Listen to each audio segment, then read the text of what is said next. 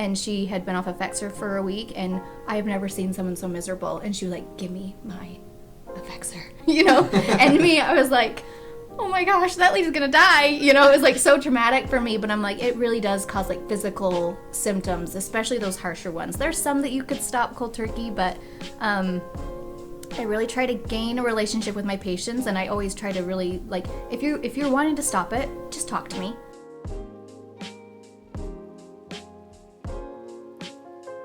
Any stories shared in this podcast have had names and details changed for the confidentiality of clients.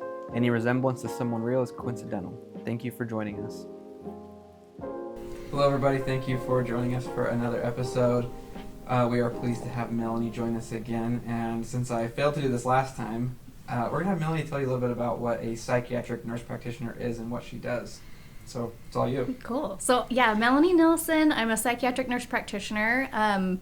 I chose to specialize in psych. There's you could do different routes when you go into a nurse practitioner. There's education, there's family, there's a lot. And then one of the routes is psychiatric nurse practitioner, and I loved psych, so I went down that route. We do medication management mostly, but we really love to involve the therapy aspect. If you're seeing a therapist, we will really coordinate with them to see it all helps with goals with meds, right? We don't do traditional therapy, but we definitely, I have to know, I always tell people, I have to know about your life and how that's going. And so that's where I gain most of my stuff. It's not like, are you depressed? Are you anxious? It's like, well, how did that go with the job interview? Or, did you get it? No, I didn't get it. Okay, well, what do we do? What do we do next? What's next step? But anyhow, yes, so we do, medication management, and then, and then we refer to therapy to therapists for the therapy aspect, and then if there's any primary care needs, we go send them to primary care. Okay, so that's what I was just going to ask. You don't do stitches. You don't do broken bones. You don't do... You're specifically the psychiatric piece. I feel like they're specialists for a reason.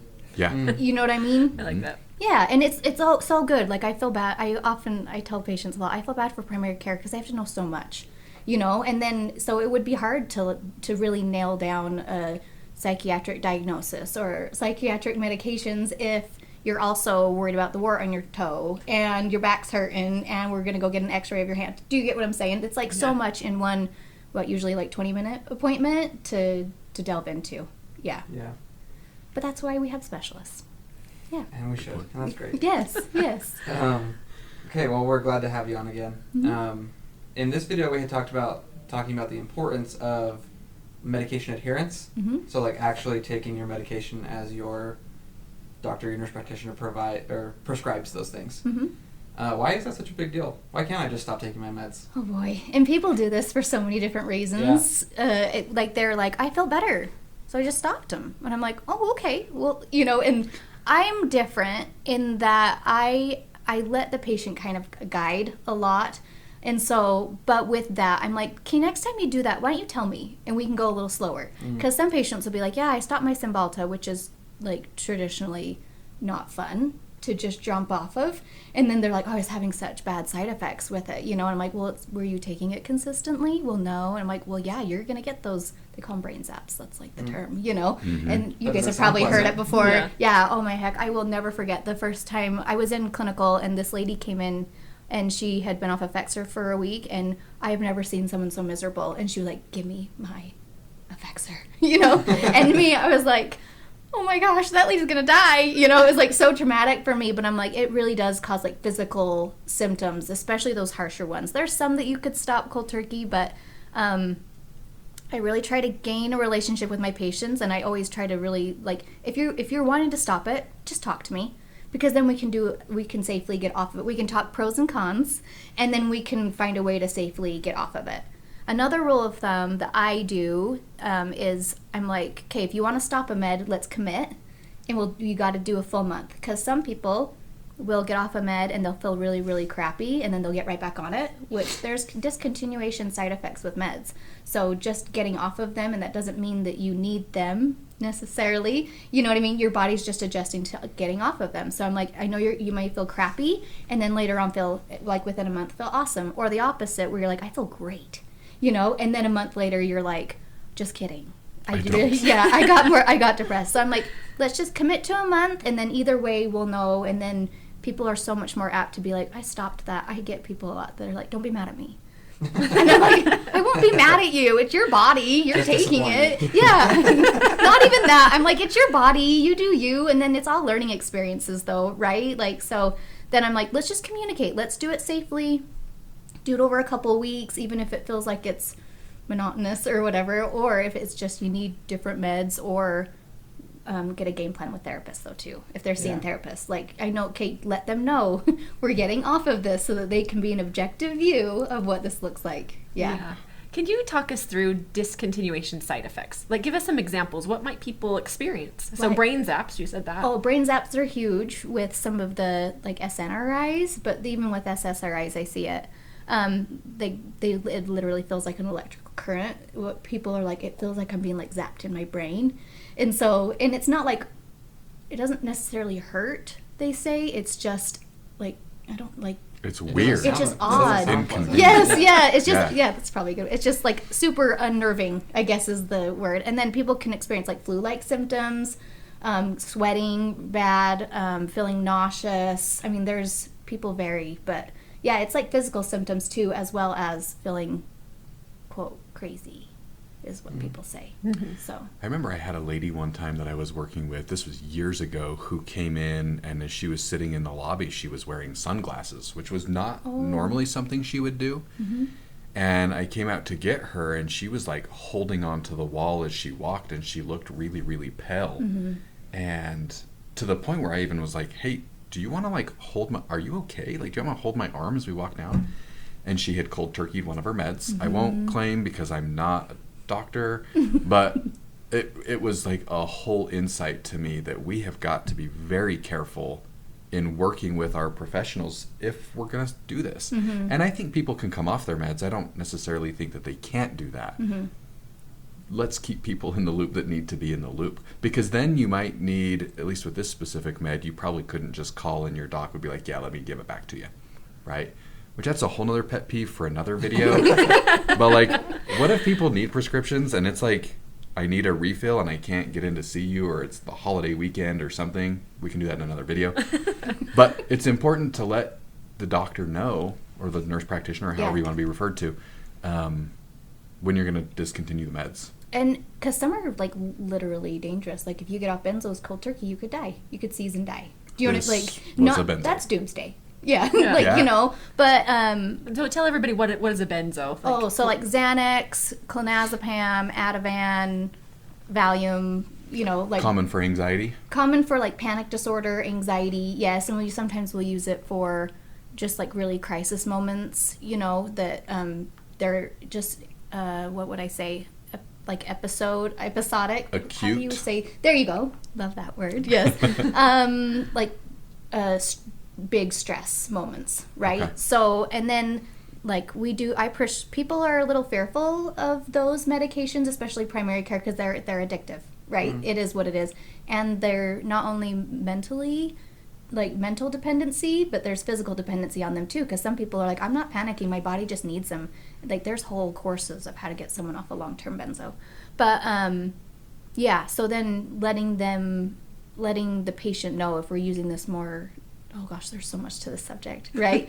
If you're using them more often, then we need to change meds, but don't cold turkey them unless it's indicated by your psychiatric provider. Oh yeah. Yeah, I feel like just the availability of medication, how common it is for people to be on medication, like almost tricks our brain into thinking it's not always a big deal to just quit taking the medication, because it's just like a thing. Yeah, we just take meds. When you're actually like, some of these medicines are doing a serious thing to your body. Maybe you need that serious thing, but just quitting cold turkey is also going to have some serious side effects. Like it's not always I'm just going to stop and it will be fine. Yeah, Melanie, I like that you said like, oh, there's so much to this, because I don't think like as people who are not medication prescribers, I don't even think we know how much to this there actually is, because for you to even be able to break down in a video like, okay, so this is exactly what needs to happen. It completely depends on the person, dosage, the medication, the amount of time they've been taking the medication. And so to just say, oh, I've been taking this medication and now I'm going to go off of it. I mean, who knows what that looks like? There are so many different scenarios. And so if you go off a medication without talking to your prescriber, you could be running a risk of a lot of things that you don't even know. Yeah, and like family stuff, because if you're not on your meds and you're fighting with family, I mean, it's not just physical in you, it's like you're affecting other people around you too, right? Which is a whole version of you. It's like a whole form, it's part of you. Yeah, we're a community, right? And then there are meds, like this is a very, very small portion of the population. Like just adding on to it varies, like people will be on ADHD meds and they take them intermittently as they need them, maybe 3 to 4 times a week. And then they're like, I can't live without them. And I'm like, okay, I know it makes life easier, but you are like really not going to die if you missed your last appointment. And you know what I mean? Because with those substances, we have to see people every 90 days. Anything after the 90 days, we literally cannot prescribe until we see you. You know what I mean? Can you say why? Because I feel like I see this sometimes with my clients, and I'm like, I understand their frustration, but I'm sure there's a regulatory body. Oh, it's law. It's Utah. It's like federal law that I can't. Like DEA law. So when I go to jail. No, just joking. Yeah, but no. Like I get flagged, you get flagged. I'm not doing this. I just really like to be as by the book as we can, so that there's no gray areas. Right? Because I want patients safe. I want me safe because I want to continue doing what I love to do. Right? And yeah, so I just, but I really educate up front every 90 days. This is what it has to be, you know? And so 99.9% of people are like, oh, dang it, you know? Sure. Like, and then they're totally cool with it. But some of them I'm like, I like literally can't do this. So please don't hate me. You know what I mean? Yeah. Sure. It's that people pleaser in me that I'm like, okay, fine. No, I never do. But yeah, we'll just get him in early. Whatever. Yeah. Sure. I'll stay late. I want to throw a curveball that's not necessarily coming off medication. Because I think that we've established, if you're going to come off your meds, at least let the doctor know. Yes. Right? You can respond to this as like counsel or advice to a therapist or to somebody who just might be watching this video that doesn't have the training. When would you, as a psychiatric nurse practitioner, like us to refer people to you? Whether it's when do you want the therapist to refer them, or if you're somebody watching the video with no clinical training, when should I come and see you? I think there's a lot of different instances where this could be, because sometimes people could be coming to see you and they're seeing a provider and they're like, I just don't know if they're listening, or I don't know if this is the right thing for me. You know, second opinions aren't terrible. I even tell people, you know, like, you don't seem like if you're not fully comfortable with me, it's like therapy. I bet you guys do this too, where it's like it has to vibe. It has to be like a connection, and if I don't feel like I'm doing what I need to do, I would love to refer you to someone that I trust and, you know, could get a second opinion. So I suppose to answer your question, like if you're like, I just don't know if I don't know if this is what it is, and then I never want to, I do this with therapists too. So like if a patient comes to me and they're like, I just don't know about my therapist. And I'm like, well, have you told them what your needs are? You know, like I want them to do more homework and they don't do homework. I'm like, well, have you expressed this to them?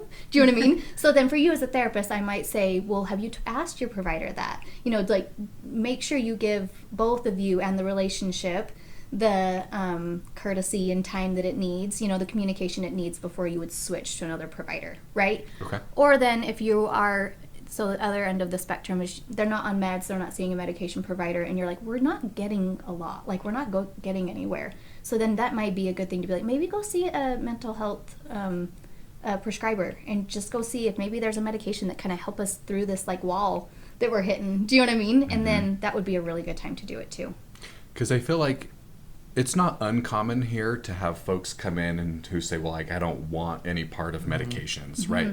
And the thought process that I see a lot behind that is, I don't want to have to rely on something. Oh, God. Do you get that a lot? I hear it every day. Yes. And multiple times a day. Yes. And I sympathize with that, right? That, I mean, me personally, I do my best to not take anything except for pre-workout. We talked about that in the previous video. Yeah. Right? And that's sometimes, in little doses. But there are times when they come in and they'll say, hey, I don't really want to do meds. I don't want to have to rely on something. And I totally sympathize with it. And so I'll tell them, okay, well, let's try therapeutic intervention because there's evidence that suggests this works. And then I'll give it a certain amount of time. I mean, I've been in the field for a little bit, so I can feel like I'm fairly okay at that. But there are times where I sit down and I say, hey, I think it's time that we talk meds. And that talk usually looks like, hey, I know a person. Mm-hmm. Let's have you go see them and talk about meds. And at the end, if you decide you don't want to take it, well, you're not taking it, and that's fine. But let's go talk with a nurse practitioner. And we're at Functional Minds, we're not like jumping to give you meds either. I always tell people, like, I prescribe for a living, but if like optimally we are coping and we don't need them. Do you know what I mean? And there are things that aren't like pharmaceutical medications that we can take. There are vitamin supplements that help with anxiety, depression, and like ADHD. So you can start as minimal as you want, and we give those options to people. Like, I can fill people out, you know, if they're hesitant or whatever. And then I just had a patient the other day, he's like, I just don't want to be on this like all the time. And so you kind of, there's a way to de-vilify the need for meds. You know, that old, we've all heard this, the whole like, well, my blood pressure's high, but I can muscle through, you know, and it's like, well, you can't muscle through that. Or my thyroid's off, I'm just gonna, you know, muscle through that thyroid. It's like, you can't. Like, and so mental health is often the same, where sometimes people just need some serotonin. Sometimes people just need a little help for a little bit. And it's hard too, because some, like most of these clinical studies that are done are on long-term use of it, because that's what they want. Do you know what I mean? But there may be some merit to, there's just no studies. There's no studies showing short-term uses either. But then it's just patient dependent. You listen to your patient, and then you like de-vilify it so that you can decrease.